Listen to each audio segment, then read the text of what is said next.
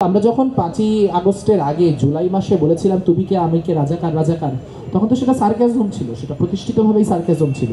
তার পরের লাইনটি ছিল কে বলেছে স্বৈরাচার স্বৈরাচার। কিন্তু এবছর যখন এই লাইনটি আলাদা করে স্লোগান দেওয়া হলো, রাজাকার কথাটি আর নেতিবাচক কথা নেই, এই ধৃষ্টতাপূর্ণ বক্তব্য তো এই ক্যাম্পাসে দেওয়া হচ্ছে, সেটিকে রাজনৈতিক সহাবস্থানের কথা বলে সহ্য করা হচ্ছে, বলা হচ্ছে এগুলো রাজনৈতিক সহাবস্থান।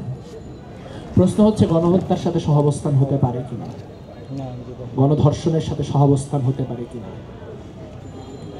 শহীদের যে স্মৃতি, সেই স্মৃতি হয়তো অনেকের জন্য ম্লান, হয়তো অনেকের জন্য এটা নির্বাচনে বাড়াবাড়ি প্রশ্ন, হয়তো এই ইস্যুতে নির্বাচন হচ্ছে না, হয়তো এই ইস্যু খুব নগণ্য।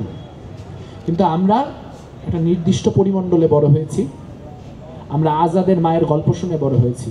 9 তারিখের নির্বাচনে কী হবে আমরা জানি না, কিন্তু আমরা এটা জানি বাংলাদেশের মাটি থেকে মুক্তিযুদ্ধকে মোছার কোনো ধরনের চেষ্টা যদি হয়, শহীদের স্মৃতিকে ম্লান করা, শহীদের স্মৃতিকে অবজ্ঞা করার, এখানে একাডেমিক ফ্রিডমের নামে, এখানে বুদ্ধিভিত্তিক তর্কের মধ্য দিয়ে 1971কে ম্লান করার কোনো রকম প্রয়াস যদি হয়, তাহলে সেটা আমাদের মৃতদেহের উপর।